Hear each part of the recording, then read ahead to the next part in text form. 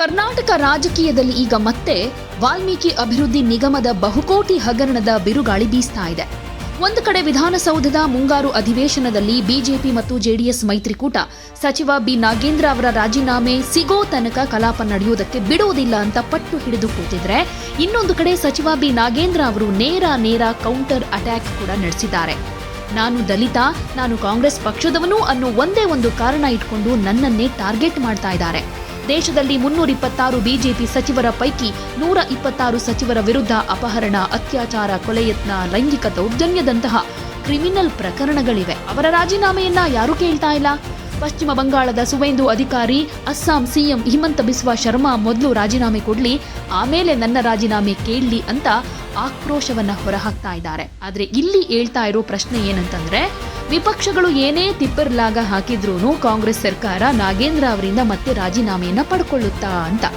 ಅದರಲ್ಲೂ ಮುಖ್ಯಮಂತ್ರಿ ಡಿಕೆ ಶಿವಕುಮಾರ್ ನಾಗೇಂದ್ರ ಅವರನ್ನ ಯಾವುದೇ ಕಾರಣಕ್ಕೂ ಕೈ ಬಿಡೋದಿಲ್ಲ ಅಂತ. ಬಳ್ಳಾರಿಯಲ್ಲಿ ಜನಾರ್ದನ ರೆಡ್ಡಿಯ ಎದುರು ಗಟ್ಟಿಯಾಗಿ ನಿಂತು ರಾಜಕೀಯ ಮಾಡೋ ತಾಕತ್ತಿರೋದು ನಾಗೇಂದ್ರ ಅವರಿಗೆ ಅನ್ನೋದು ಡಿಕೆ ಶಿವಕುಮಾರ್ಗೆ ಗೊತ್ತಿದೆ. ವಾಲ್ಮೀಕಿ ಸಮುದಾಯದ ವೋಟ್ ಬ್ಯಾಂಕ್ ರಾಜಕೀಯದ ಹಿಂದೆ ಕೂಡ ಇದರ ಜೊತೆಗೆ ವಾಲ್ಮೀಕಿ ಸಮುದಾಯದ ವೋಟ್ ಬ್ಯಾಂಕ್ ರಾಜಕಾರಣ ಕೂಡ ಕಾಣಿಸುತ್ತೆ. ಇಲ್ಲಿ ಪ್ರಕರಣದ ಹಿನ್ನೆಲೆಯನ್ನ ಒಂದ್ಸಲ ಗಮನಿಸೋದಾದ್ರೆ, ಕರ್ನಾಟಕ ಮಹರ್ಷಿ ವಾಲ್ಮೀಕಿ ಪರಿಶಿಷ್ಟ ಪಂಗಡಗಳ ಅಭಿವೃದ್ಧಿ ನಿಗಮದಲ್ಲಿ ಸುಮಾರು 187 ಕೋಟಿಗೂ ಅಧಿಕ ಹಣ ಅಕ್ರಮವಾಗಿ ವಿವಿಧ ಖಾತೆಗಳಿಗೆ ವರ್ಗಾವಣೆ ಆಗಿದೆ ಅನ್ನೋ ಗಂಭೀರ ಆರೋಪ ಕೇಳಿಬಂದಿತ್ತು.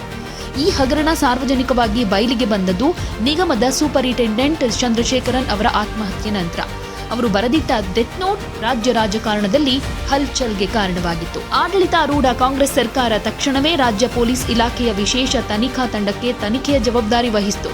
ಅತ್ತ ನೈತಿಕ ಹೊಣೆ ಹೊತ್ತು ಸಚಿವ ಸ್ಥಾನಕ್ಕೆ ಬಿ ನಾಗೇಂದ್ರ ರಾಜೀನಾಮೆ ಕೊಟ್ಟಿದ್ರು. ನಂತರ ನಡೆದ ಬೆಳವಣಿಗೆಯಲ್ಲಿ ರಾಜ್ಯ ಸರ್ಕಾರದ ಎಸ್ಐಟಿ ತನಿಖೆಯಲ್ಲಿ ಬಿ ನಾಗೇಂದ್ರ ಅವರಿಗೆ ಕ್ಲೀನ್ ಚಿಟ್ ಸಿಕ್ತು. ಆದ್ರೆ ಈ ಪ್ರಕರಣ ಇಲ್ಲಿಗೆ ಕ್ಲೋಸ್ ಆಗಲಿಲ್ಲ. ಕೇಂದ್ರ ತನಿಖಾ ಸಂಸ್ಥೆಗಳಾದ ಜಾರಿ ನಿರ್ದೇಶನಾಲಯ ಮತ್ತು ಸಿಬಿಐ ಅಖಾಡಕ್ಕಿಳಿದ್ವು. ನಾಗೇಂದ್ರ ಅವರ ಅರೆಸ್ಟ್ ಆಯಿತು, ಆರೋಪ ಪಟ್ಟಿ ಸಲ್ಲಿಕೆಯಾಯಿತು. ಸದ್ಯ ನ್ಯಾಯಾಲಯದಿಂದ ಜಾಮೀನನ್ನು ಪಡ್ಕೊಂಡು ಹೊರಬಂದಿರೋ ನಾಗೇಂದ್ರ ಅವರನ್ನ ಆಗಸ್ಟ್ 3ನೇ ತಾರೀಕಿಗೆ ಮತ್ತೆ ಸಚಿವ ಸಂಪುಟಕ್ಕೆ ಮರು ಸೇರ್ಪಡೆ ಮಾಡಿಕೊಳ್ಳಾಯಿತು. ಈಗ ಇದೇ ವಿಚಾರಕ್ಕೆ ಸಂಬಂಧಪಟ್ಟ ಹಾಗೆ ಬಿಜೆಪಿ ಹಾಗೆ ಜೆಡಿಎಸ್ ಕೆಂಡ ಕಾರ್ತಾ ಇದೆ.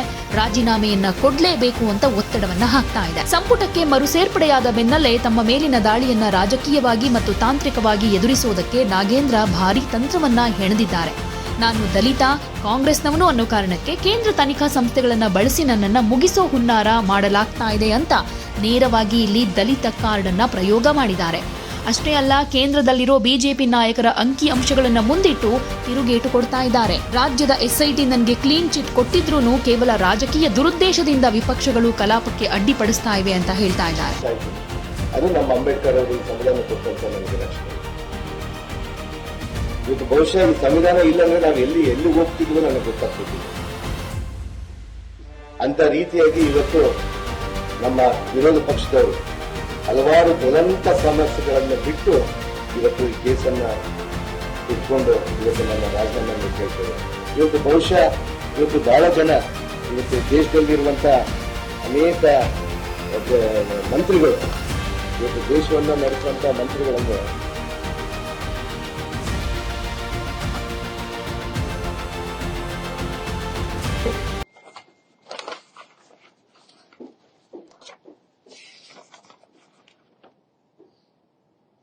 ಈಗಾಗಲೇ ಕೂಡ ದೇಶದಲ್ಲಿ ಕೇಂದ್ರ ಮಂತ್ರಿಗಳನ್ನ ಒಳಗೊಂಡು ಸುಮಾರು ದೇಶದ ಬಿಜೆಪಿ ಅಧಿಕಾರದಲ್ಲಿರುವಂತಹ ಮಂತ್ರಿ ಮಂಡಳ ಸುಮಾರು 336 ಜನ ಇದ್ದಾರೆ. ಅದರಲ್ಲಿ 78 ಜನ ಕೇಂದ್ರ ಮಂತ್ರಿಗಳು ಕೂಡ ಇದ್ದಾರೆ. ಈ 326 ಜನದಲ್ಲಿ 126 ಜನದ ಮೇಲೆ ಗಂಭೀರವಾದಂತಹ ಪ್ರಕರಣಗಳಿದ್ದಾವೆ. ಅವ್ರು ಯಾಕೆ ರಾಜೀನಾಮೆ ಕೇಳಲ್ಲ ಸ್ವಾಮಿ ನೀವು? ಇವತ್ತು ನಾನು ಕಾಂಗ್ರೆಸ್ ಪಕ್ಷ, ಒಬ್ಬ ದಲಿತ ಅಂತೇಳಿ ತಾವು ಕೇಳ್ತಾ ಇದ್ದೀರಾ? 126 ಜನದ ಮೇಲೆ ಇವತ್ತು ಗಂಭೀರವಾದಂತಹ ಪ್ರಕರಣಗಳು. ಅದು ಹೇನಸ್ ಅಂದ್ರೆ ನಿಮ್ಗೆ ಕಿಡ್ನಾಪ್ ಆಗಿರ್ಬೋದು, ರೇಪ್ ಆಗಿರ್ಬೋದು, ಅಟೆಂಪ್ಟ್ ಮರ್ಡರ್ ಆಗಿರ್ಬೋದು, ಮಾನಭಂಗಗಳು ಆಗಿರ್ಬೋದು. ಇವತ್ತು ತಾವೆಲ್ಲರೂ ತಾವೇ ನೋಡ್ತಾ ಇದ್ದೀರಿ. ಇವತ್ತು ಸುವೇಂದು ಅಧಿಕಾರಿ ಅಂತೇಳಿ ನಮ್ಮ ಪಶ್ಚಿಮ ಬಂಗಾಳದ ಮುಖ್ಯಮಂತ್ರಿ ಇದ್ದಾರೆ. ಅವ್ರ ಮೇಲೆ 29 ಕೇಸ್ಗಳಿದ್ದಾವೆ, ಗಂಭೀರವಾದಂತಹ ಪ್ರಕರಣಗಳಿದ್ದಾವೆ. ಇಲ್ಲ ಸ್ವಾಮಿ, ಕೆಲವರಿಗೆಲ್ಲ ನ್ಯಾಯಾಲಯಗಳು ಹೋದ್ಮೇಲೆ ಅಲ್ಲಿಂದ ವಾಪಸ್ ಅಂದ್ರೆ ಅವ್ರ ಮೇಲೆ ಏನಿಲ್ಲ ಅಂತ ಹೇಳಿ ಬರುತ್ತೆ. ನನಗೂ ಅದೇ ನಂಬಿಕೆ ಇದೆ. ನನಗೆ ಇವತ್ತು ಬೇಲ್ ಕೊಟ್ಟು ಕಳಿಸಿದ್ದಾರೆ, ಹೌದು ನೀನು ಇನ್ನ ಅಪರಾಧಿ ಅಲ್ಲ, ನಿನ್ ಮೇಲೆ ಬರೀ ಆರೋಪ ಬಂದಿದೆ ಅಂತೇಳಿ. ನಾನು ಈ ಸಂವಿಧಾನದಲ್ಲಿ ಏನೇನು ಬೇಕೋ ಅದನ್ನೆಲ್ಲ ಕೂಡ ನಾನು ರಕ್ಷಣೆ ಕೊಡ್ಲಿಕ್ಕೆ ನ್ಯಾಯ ವ್ಯವಸ್ಥೆ ಕೂಡ ನಾನು ಹೋಗಿದ್ದೀನಿ. ಈ ಕೇಂದ್ರ ಸಂಸ್ಥೆಗಳು ಇವನ್ನ ಇಟ್ಕೊಂಡು ಅದನ್ನ ನನ್ನ ಮೇಲೆ ಇಲ್ಲ ಸಲ್ಲದ ವ್ಯವಹಾರಗಳನ್ನು, ಇಲ್ಲ ಸಲ್ಲದ ಆರೋಪಗಳನ್ನು ಮಾಡಿ ನನಗೆ ಇಕ್ಕಟ್ಟಿನಲ್ಲಿ ಸಿಲುಸಿದಾಗ ನ್ಯಾಯ ದೇವಾಲಯ ರಕ್ಷಣೆ ಕೊಟ್ಟಿದೆ. ಇವರೇನೆ ನ್ಯಾಯದೇವರುಗಳ ಆ ಸ್ಥಾನದಲ್ಲಿ ಕುಂತು ನೀನು ಆರೋಪಿ ನೀನು ಕನ್ವಿಕ್ಟ್ ಆಗಿದೆ, ನೀನು ಆಗಿದೆ ಅಂತೇಳಿ. ನಾನು ಎಲ್ಲೆಲ್ಲ ಕನ್ವಿಕ್ಟ್ ಆಗಿದ್ದೇನೆ ಸ್ವಾಮಿ, ನನಗೆ ಅವಕಾಶ ಇದೆ. ಈ ಸಂವಿಧಾನದಲ್ಲಿ ನನ್ನ ಮೂಲಭೂತ ಹಕ್ಕು ಅದು. That is my fundamental right. ನನಗೆ ಆ ಹಕ್ಕನ್ನು ಕೂಡ ತಾವು ಕಲಿಸದೇ ಇದ್ರೆ ಹೆಂಗ್ ಸ್ವಾಮಿ? ನನ್ನ ರಾಜೀನಾಮೆ ಕೇಳಕ್ಕಿಂತ ಮೊದಲು ನೀವು 126 ಜನದ ರಾಜೀನಾಮೆ ಮಾಡಿಸಿ, ಮುಖ್ಯಮಂತ್ರಿ ಸುವೇಂದ್ರ ಅಧಿಕಾರಿ ಅವ್ರನ್ನ ರಾಜೀನಾಮೆ ಮಾಡಿಸಿ, ಅಸ್ಸಾಂ ಮುಖ್ಯಮಂತ್ರಿ ಆದಂತ ಹೇಮಂತ ಬಿಶ್ವಾಸ್ ಅವ್ರನ್ನ ರಾಜೀನಾಮೆ ಮಾಡಿಸಿ, ಅವರ ರಾಜೀನಾಮೆ ಬಿಟ್ಟು. ಇನ್ನೊಂದು ಕಡೆ ಪ್ರತಿಪಕ್ಷಗಳಾದ ಬಿಜೆಪಿ ಹಾಗೆ ಜೆಡಿಎಸ್ ಮುಂಗಾರು ಅಧಿವೇಶನವನ್ನ ಅಸ್ತ್ರವನ್ನಾಗಿ ಮಾಡಿಕೊಂಡು ಎಸ್ಐಟಿ ನೀಡಿದ ಕ್ಲೀನ್ ಚಿಟ್ ಸರ್ಕಾರಿ ಸೃಷ್ಟಿ, ಇಡಿ ಮತ್ತು ಸಿಬಿಐ ತನಿಖೆಯಲ್ಲಿ ಭ್ರಷ್ಟಾಚಾರದ ಸಾಕ್ಷ್ಯಾಧಾರಗಳು ಸಿಕ್ಕಿವೆ, ಹೀಗಾಗಿ ನಾಗೇಂದ್ರ ಅವರನ್ನ ಸಂಪುಟದಿಂದ ವಜಾ ಮಾಡಬೇಕು ಅಂತ ಅಧಿವೇಶನದ ಕಾರ್ಯಕಲಾಪಗಳಿಗೆ ತಡೆ ಒಡ್ತಾ ಇದೆ, ಧರಣಿ ಮಾಡ್ತಾ ಇದೆ. 3ರಲ್ಲೂ ಇವರೇ ಅಪರಾಧಿ. ಇಡಿ ಚಾರ್ಜ್ ಶೀಟ್ ಹಾಕಿದೆ, ಅದರಲ್ಲೂ ಇವರೇ ಅಪರಾಧಿ. ಅಂದ್ರೆ ಕಳ್ತನ ಆಗಿರೋದು ಕರೆಕ್ಟು ಅಂತ ಸಿದ್ದರಾಮಯ್ಯನವರೇ ಅಸೆಂಬ್ಲಿಯಲ್ಲಿ ಹೇಳ್ಬಿಟ್ರು. 89 ಕೋಟಿ, 187 ಕೋಟಿ ಅಲ್ಲ. ಹಂಗಾರೆ 89ಗೆ ಹೆಂಗ್ ಹೋಯ್ತು? ಯಾರ ಹೇಳಿಕೆ ಮೇಲೆ ಹೋಯ್ತು? ಆ ಅಧಿಕಾರಿ ಡೈರೆಕ್ಷನ್ ಕೊಟ್ಟವ್ರು ಯಾರು? ಈಗೆಲ್ಲ ಅಧಿಕಾರಿಗಳೆಲ್ಲ ಬಾಯ್ ಬಿಟ್ಟಿದಾರಲ್ಲ, ನಮಗೆ ದುಡ್ಡು ಎಲ್ಲಿಂದ ಎಲ್ಲಿಗೆ ಕಳಿಸ್ದೆ ಎಲ್ಲ ಡೀಟೇಲ್ ಬಂದಿದೆಯಲ್ಲ. ಇವಾಗ ಇವರೇನೋ SIT ರಚನೆ ಮಾಡಿಬಿಟ್ಟು ಕ್ಲೀನ್ ಚಿಟ್ ತಗೊಂಬಿಟ್ರೆ ಉಳಿದಂತ 4 ಸಂಸ್ಥೆಗಳು ಕೊಡ್ಬೇಕಲ್ಲ ಕ್ಲೀನ್ ಚಿಟ್ಟು. ಹಿಂದೆ ಈಶ್ವರಪ್ಪನ ಘಟನೆ ಆದಾಗ ಅವ್ರಿಗೂ ರಚನೆ ಮಾಡಿದ್ರಿ, ಅವ್ರಿಗೂ COD ತನಿಖೆ ಆಗಿತ್ತು, ಕ್ಲೀನ್ ಚಿಟ್ ಬಂತು. ನಾವು ಅದನ್ನ ಕಂಪ್ಲೀಟ್ ಕೋರ್ಟಲ್ಲಿ ಆಚೆ ಬರೋವರೆಗೂ ನಾವು ಅವ್ರನ್ನ ತಗೊಳಲ್ಲ ಅಂತ ಹೇಳಿದ್ರಿ, ನಾವು ತಗೊಂಡಿಲ್ಲ. ಇವಾಗೂ ಅಷ್ಟೇ, ಅವರು ಅಲ್ಲಿಂದ ತಗೊಂಬರ್ಲಿ ಕೋರ್ಟಿಂದ, CBIಯಿಂದ ಅಲ್ಲ, CBIಯಿಂದ ಬೇಡ. ನಾವು ಕೋರ್ಟಲ್ಲಿ ನಡೀತಾ ಇದೆಯಲ್ಲ, ಜನಪ್ರತಿನಿಧಿ ನ್ಯಾಯಾಲಯದಲ್ಲಿ ನಡೀತಾ ಇದೆ. ಜನಪ್ರತಿನಿಧಿ ನ್ಯಾಯಾಲಯದಲ್ಲಿ ಕ್ಲೀನ್ ಚಿಟ್ ತಗೊಂಬಂದು ಸೇರ್ಗಣ್ಲಿ, ನಮಗೇನು CBIನಲ್ಲೂ ತರೋದು ಬೇಡ, ಇಡಿನೂ ತರೋದು ಬೇಡ. ಇಲ್ಲಿ ಸರ್ಕಾರಿ ಇದು ಡಿಫರೆಂಟ್, ಬೇರೆ ಅಲಿಗೇಷನ್ಗೂ ಬೇರೆ ಅಕ್ರಮಕ್ಕೂ ಇದು ಡಿಫರೆಂಟು. ಡೈರೆಕ್ಟ್ ಆಗಿ ಟ್ರೆಜರಿಗೆ ಕೈ ಹಾಕಿ ಕನ್ನ ಹಾಕಿ ಬೀಗ ಹೊಡೆದು ತಗೊಂಡೋಗಿರುವಂತ ಕೇಸ್ ಇದು. ಅದಕ್ಕೆ ನಾವು ಬಿಡ್ತಾ ಇಲ್ಲ. ಇದು ಎಸ್ಟಿಗಳ ಹಣ, ಪರಿಶಿಷ್ಟರ ಹಣ, ದಲಿತರ ಹಣ ನುಂಗಕ್ಕೆ ಬಿಡಲ್ಲ. ಇದು ನಾಗೇಂದ್ರನ ಪ್ರಶ್ನೆ ಅಲ್ಲ, ನಾವು ನಾಗೇಂದ್ರ ವ್ಯಕ್ತಿ ಪ್ರಶ್ನೆ ಅಲ್ಲ, ದುಡ್ಡು ಲೂಟಿ ಮಾಡಿದವ್ರ ಪ್ರಶ್ನೆ ನಮ್ದು. ಏನ್ ನಾಗೇಂದ್ರ ನಾನು ST ಅಂದ್ರೆ ಬೇರೆ STಗಳು ಮಾಡಲಿ, ಇನ್ನೂ 4 ಜನ ಇದಾರಲ್ಲ STಗಳು ಆ ಜಿಲ್ಲೆಯಲ್ಲಿ, ಮಾಡಲಿ, ಅವ್ರಿಗೆ ಲೇಡಿ ಕೋಟಾನೇ ಮಾಡಲಿ. ST ಲೇಡಿ ಇದ್ದಾರೆ, ಸುಮ್ಮನೆ ದಲಿತರ ಕೋಟ ಮಾಡೋದು ಬೇಡ. ಪಕ್ಕದಲ್ಲಿ ಯಾರ ಇದ್ದಾರೆ ನಿಮ್ಮ ಜಿಲ್ಲೆಯವರು, ಅವ್ರಿಗೆ ಕೊಡಿ, ಅವ್ರಿಗೆ ಮಂತ್ರಿ ಸ್ಥಾನ ಕೊಡಿ. ಇದುವರೆಗೂ ತನಿಖೆನೇ ಮಾಡಲಿಲ್ಲ.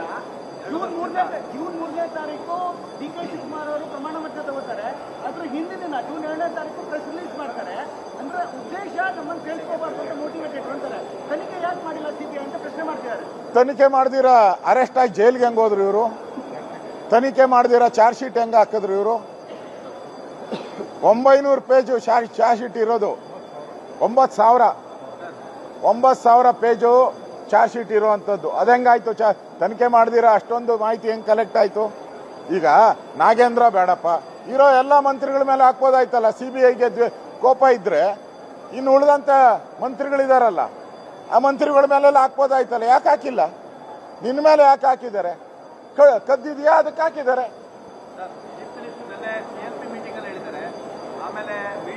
ಆದ್ರೆ ವಿಪಕ್ಷಗಳ ಈ ಹೋರಾಟ ನಿಜಕ್ಕೂ ಫಲಿಸುತ್ತಾ? ಕಾಂಗ್ರೆಸ್ ಸರ್ಕಾರ ಅಂದ್ರೆ DK ಶಿವಕುಮಾರ್ ನಾಗೇಂದ್ರ ಅವರ ರಾಜೀನಾಮೆಯನ್ನ ಪಡ್ಕೊಳ್ತಾರಾ ಅಂದ್ರೆ ವಾಸ್ತವವಾಗಿ ಹೇಳೋದಾದ್ರೆ ಬರೋ ಉತ್ತರ ಇಲ್ಲ ಅಂತ. DK ಶಿವಕುಮಾರ್ ಅಷ್ಟೊಂದು ಈಸಿಯಾಗಿ ಬಿ ನಾಗೇಂದ್ರ ಅವರಿಂದ ರಾಜೀನಾಮೆ ಪಡ್ಕೊಳ್ಳೋದಿಲ್ಲ. ಇದಕ್ಕೆ ಪ್ರಮುಖವಾಗಿ 3 ಕಾರಣಗಳನ್ನ ಕೊಡಬಹುದು. ಅದರಲ್ಲಿ ಫಸ್ಟ್ನೇದು, ಬಳ್ಳಾರಿಯಲ್ಲಿ ಗಣಿಧಣಿ ಜನಾರ್ದನ ರೆಡ್ಡಿ ಮತ್ತೆ ಬಿಜೆಪಿಗೆ ಬೆಂಬಲ ಕೊಡ್ತಿದ್ದಾರೆ. ಬಳ್ಳಾರಿ ಹಾಗೆ ಕಲ್ಯಾಣ ಕರ್ನಾಟಕ ಭಾಗದಲ್ಲಿ ಜನಾರ್ದನ ರೆಡ್ಡಿ ಅವರ ರಾಜಕೀಯ ಪ್ರಭಾವವನ್ನ ಎದುರಿಸೋದಕ್ಕೆ, ತೊಡೆ ತಟ್ಟಿ ನಿಲ್ಲೋದಕ್ಕೆ ಕಾಂಗ್ರೆಸ್ಗೆ ಇರೋ ಬೆರಳೆಣಿಕೆಯ ಗಟ್ಟಿ ನಾಯಕರಲ್ಲಿ ಬಿ ನಾಗೇಂದ್ರ ಅವರು ಕೂಡ ಒಬ್ರು. ನಾಗೇಂದ್ರ ಅವರನ್ನ ದುರ್ಬಲ ಮಾಡಿಬಿಟ್ರೆ ಬಳ್ಳಾರಿಯಲ್ಲಿ ಕಾಂಗ್ರೆಸ್ ಕೋಟೆ ಕುಸಿಯುತ್ತೆ ಅನ್ನೋದು ಡಿಕೆಶಿ ಅವರಿಗೆ ಚೆನ್ನಾಗಿ ಗೊತ್ತಿದೆ. ಇನ್ನೊಂದು ಕಾರಣ, ಕಲ್ಯಾಣ ಕರ್ನಾಟಕ ಮತ್ತು ಮಧ್ಯ ಕರ್ನಾಟಕ ಭಾಗದಲ್ಲಿ ವಾಲ್ಮೀಕಿ ಸಮುದಾಯ ನಿರ್ಣಾಯಕ ಮತ ಬ್ಯಾಂಕ್ ಆಗಿದೆ. ಈಗಾಗಲೇ 1 ಸಲ ರಾಜೀನಾಮೆ ಪಡೆದು ಎಸ್ಐಟಿ ಕ್ಲೀನ್ ಚಿಟ್ ಕೊಟ್ಟ ಮೇಲೂ ಮತ್ತೆ ನಾಗೇಂದ್ರ ಅವರನ್ನ ಸಂಪುಟದಿಂದ ಕೈಬಿಟ್ರೆ ಅದು ವಾಲ್ಮೀಕಿ ಸಮುದಾಯಕ್ಕೆ ಎಸಗೋ ಅಪಮಾನ ಅನ್ನೋ ಸಂದೇಶ ರವಾನೆಯಾಗುತ್ತೆ. ಸತೀಶ್ ಜಾರಕಿಹೊಳಿ ಸೇರಿದ ಹಾಗೆ ಅಹಿಂದ ನಾಯಕರು ಇದನ್ನ ಸಹಿಸೋದಿಲ್ಲ. ವಾಲ್ಮೀಕಿ ಸಮುದಾಯದ ವಿರೋಧ ಕಟ್ಕೊಳ್ಳೋದಕ್ಕೆ ಡಿಕೆಶಿ ಅಥವಾ ಕಾಂಗ್ರೆಸ್ ಹೈಕಮಾಂಡ್ ಅಂತೂ ಬಿಲ್ಕುಲ್ ರೆಡಿ ಇಲ್ಲ. ಇನ್ನು ವಿಪಕ್ಷಗಳು ರಾಜೀನಾಮೆ ಕೇಳಿದ ತಕ್ಷಣ ರಾಜೀನಾಮೆ ಕೊಟ್ಟುಬಿಟ್ರೆ ಸರ್ಕಾರದ ದೌರ್ಬಲ್ಯವನ್ನ ಪ್ರದರ್ಶನ ಮಾಡಿದ ಹಾಗಾಗುತ್ತೆ. ಜೊತೆಗೆ ಕೇಂದ್ರ ನಾಯಕರ ಮೇಲಿರೋ ಕೇಸ್ಗಳನ್ನ ಎತ್ತಿ ತೋರಿಸುವ ಮೂಲಕ ಕೇಂದ್ರದ ದುರಾಡಳಿತ ಮತ್ತು ತನಿಖಾ ಸಂಸ್ಥೆಗಳ ದುರ್ಬಳಕೆಯನ್ನೇ ಕಾಂಗ್ರೆಸ್ ಇಲ್ಲಿ ರಾಜಕೀಯ ಅಸ್ತ್ರವನ್ನಾಗಿ ಮಾಡ್ಕೊಳ್ತಾ ಇದೆ. ತಾರೆ ಹೇಳೋದಾದ್ರೆ, ವಿಪಕ್ಷಗಳಾದ ಬಿಜೆಪಿ ಮತ್ತು ಜೆಡಿಎಸ್ ಅದೇನೇ ತಿಪ್ಪರ್ಲಾಗ ಹಾಕಿದ್ರು, ಕಲಾಪಕ್ಕೆ ಎಷ್ಟೇ ಅಡ್ಡಿಪಡಿಸಿದ್ರೂ ಸಚಿವ ಬಿ ನಾಗೇಂದ್ರ ಅವರ ರಾಜೀನಾಮೆ ಪಡ್ಕೊಳ್ಳೋದು ಅಸಾಧ್ಯವಾದ ಮಾತು. ಬಳ್ಳಾರಿಯ ರಾಜಕೀಯ ಸಮೀಕರಣ, ವಾಲ್ಮೀಕಿ ಸಮುದಾಯದ ಬೆಂಬಲ ಮತ್ತು ಡಿಕೆ ಶಿವಕುಮಾರ್ ಅವರ ಮಾಸ್ಟರ್ ಗೇಮ್ ಪ್ಲಾನ್ ಮುಂದೆ ವಿಪಕ್ಷಗಳ ಹೋರಾಟ ಸದ್ಯಕ್ಕೆ ಫಲ ಕೊಡೋದಂತೂ ಸುಳ್ಳು. ದಲಿತ ಮತ್ತು ಕಾಂಗ್ರೆಸ್ ಅನ್ನೋ ನಾಗೇಂದ್ರ ಅವರ ಪ್ರತಿದಾಳಿ ಕಾಂಗ್ರೆಸ್ಗೆ ರಾಜಕೀಯವಾಗಿ ರಕ್ಷಣಾ ಕವಚವಾಗಿ ಕೂಡ ಬದಲಾಗಿದೆ. ಮುಂದಿನ ದಿನಗಳಲ್ಲಿ ಈ ರಾಜಕೀಯ ಹಗ್ಗ ಜಗ್ಗಾಟ ಯಾವ ರೀತಿಯ ತಿರುವು ಪಡೆದುಕೊಳ್ಳುತ್ತೆ ಅನ್ನೋದನ್ನ ಕಾದು ನೋಡಬೇಕು.